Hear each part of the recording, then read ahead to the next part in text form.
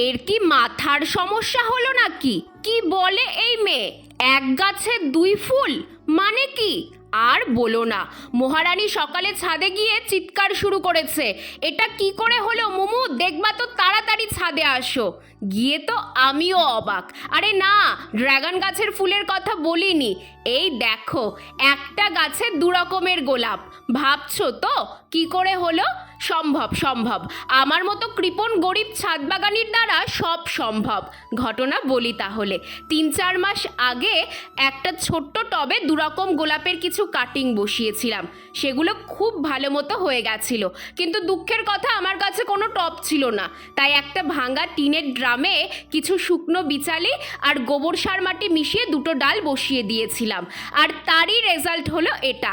ভালো করে দেখলে তোমরাও বুঝতে পারবে যে এখানে দুটো গোলাপের গাছ বসানো আছে। ব্যাপারটা দারুণ না?